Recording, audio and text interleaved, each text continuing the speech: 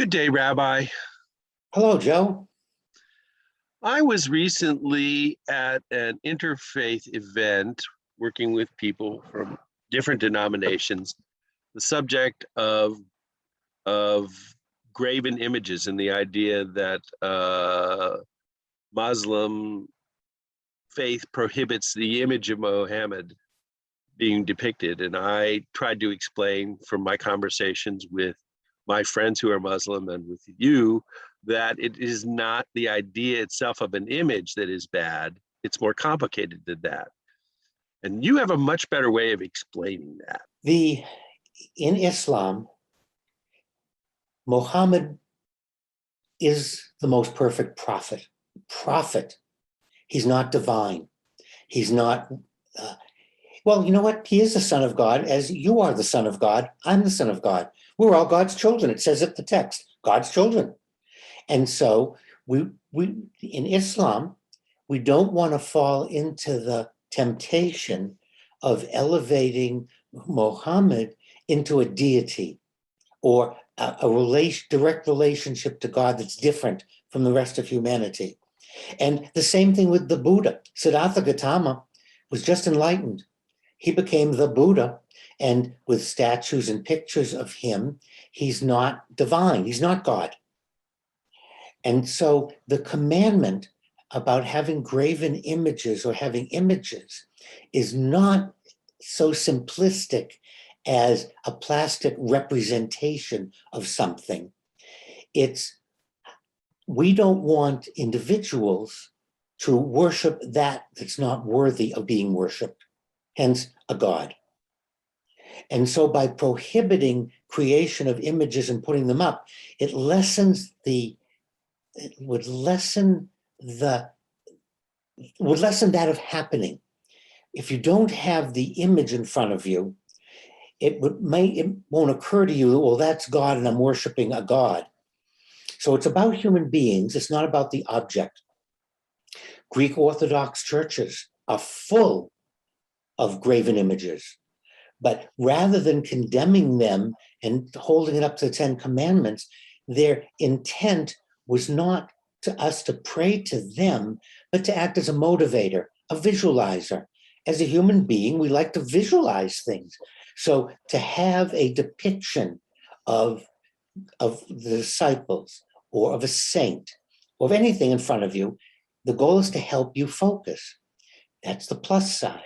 The danger is, as human beings, we may fall into the temptation and think of that object as God and forget that it's to remind us of something, and we're going to end up worshiping it.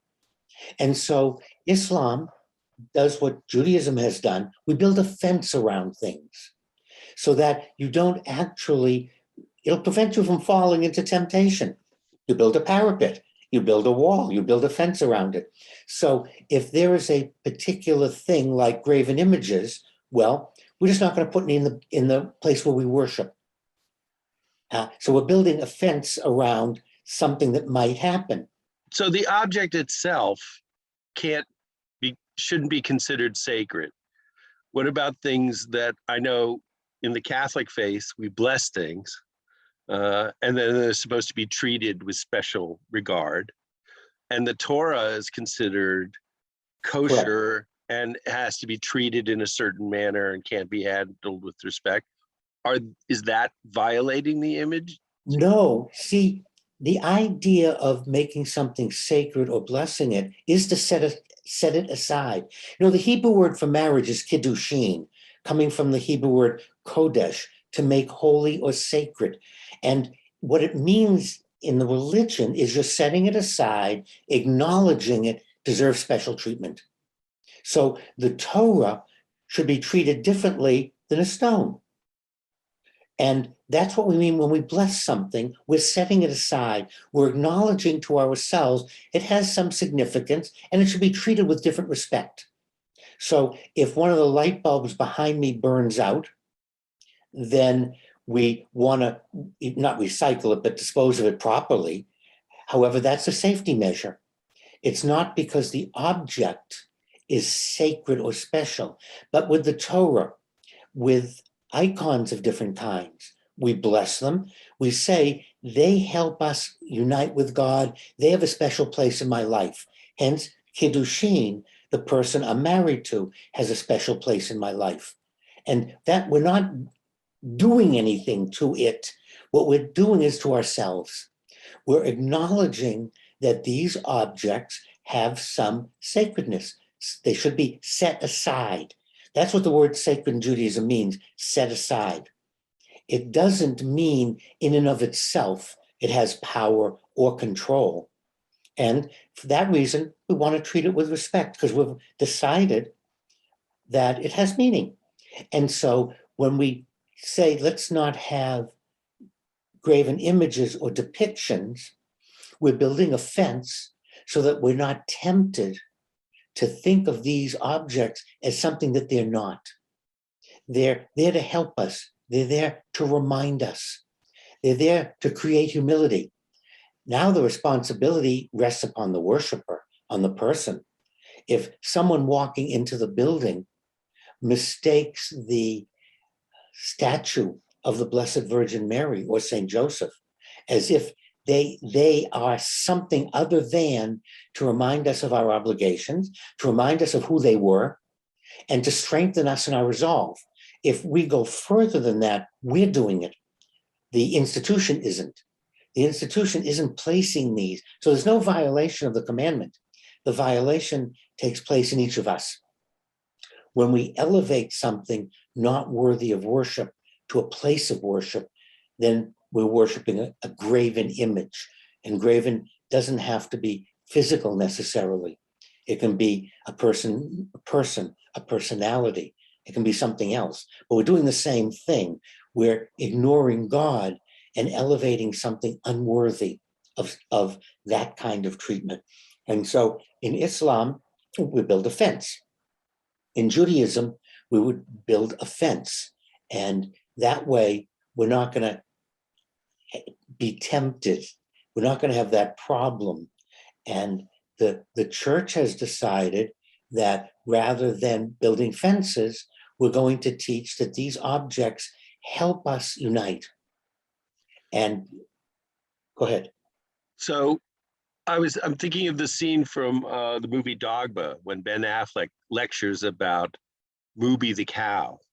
Does this cross over into public life? Is Mooby I know someone who worships Ed Sheeran, rock stars, cartoon characters. Yes, yes. The prophets speak of this all the time, and they were preaching 1,000, 4,000, 5,000 years ago, acknowledging the human personality, that we are always tempted to give in to wanting to venerate, wanting to worship, wanting to elevate a person or an idea. That's what a cult is. A cult elevates the person and their theories to godlike position. That violates the commandment because you're making them into a god.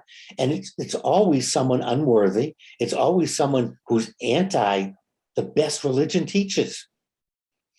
Muhammad never envisioned people putting on bombs and blowing themselves up and killing innocent people. Never. That's not anywhere in the literature. It's not anywhere to be found. So what we find with a lot of religious cults and organizations is that they're doing it for self-aggrandizement, they're doing it for power, and it really violates the very teachings of the religion they're trying to promote. Because it doesn't say that. Jesus never said, don't turn the other cheek. He never said, take your AK-47 and waste someone. He talked about walking the mile, giving clothes, turning the other cheek. He talked about respect and love for human beings. And yet we find some of our religions that are promoting hurting other people and taking away other people's rights to vote, rights for medical procedures. We find religions also promoting anti-health. And Jesus, Muhammad, Gandhi, Moses, the Buddha, none of our greatest teachers ever promoted that. It was just the opposite. You do what's good for everyone.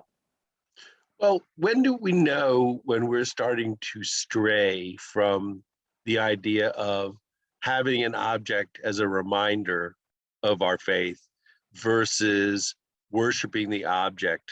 When we start seeing our own behavior is counter to the teaching of the individual, turn to the Sermon on the Mount. There's, for Christians, there it is. If you're promoting things that Jesus either didn't promote or was actually against, then it's time to turn around, time to repent, say you're sorry. There you have it. We can look at the Torah and God's teachings. We can look at the Quran and what Muhammad taught. There's always a place to go. And what's fascinating is people would misquote or just lie and say, no, Jesus said this, or Muhammad didn't mean that. And when you look at it, it's not consistent. So that's one way to do it. Look at the teaching. Is it consistent with the real teaching, the basic teaching, not what someone said? Go back to the original. Go into the Gospels.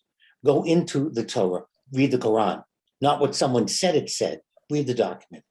That's one way. The other is just to look at your behavior. Are you neglecting your responsibility? Are you treating others harmfully? And then harmfully is the word. When our behavior starts to harm ourselves and others, we're off base. I'm reminded of a street vendor in Rome selling pieces of the true cost. And I have a feeling, there was a 2x4 missing chunk somewhere. Yes, there was. And that is that part of it? I mean, at what point do we know we are giving too much respect to, quote, a religious object, unquote? I know in Christianity, if you drop the host during Holy Communion, there is a procedure for washing the area. I know there's a procedure if you actually accidentally drop the Torah on the ground. But I'm reminded of a movie that happened a long time ago. I can't remember the title, where they managed to get a priest to spit on a crucifix because of the situation they placed him in. And my mother, watching that, explained it to me very well. She said, the crucifix is just a symbol. And what he did was to save people and do the right thing. Right. Well, see, you just outlined it. When our actions turn out to be harmful or limit the rights of other people, then it's time to turn around. And you can't pick a passage and show me that this is okay, because what you'll do is proof texting, cherry picking. You'll pick a line or two out of context. Take the teaching, take the Sermon on the Mount, and show me where your behavior is consistent or inconsistent. So we're right back to our behaviors. And that becomes the litmus test if you want one. If you don't believe in abortion, don't have one. If you don't believe in two people of the same gender having a relationship, don't have one, because that doesn't interfere with other people. But if you start passing laws and rules, then you're interfering with others. And that's where we draw the line. And we also want to say, if your behavior is unhealthy and will endanger someone else's life because of health, because of spreading disease, because we have restaurants that the health department goes in to prevent people from getting sick. So there's a balance going on here that we have to consider. But the rule really still stands. Is what I'm doing healthy and helpful for the people around me and for me? If not, it's time to examine it. Well, healthy and helpful is always my definition of your advice. So thank you very much, Rabbi. You're very welcome, and I look forward to talking with you again.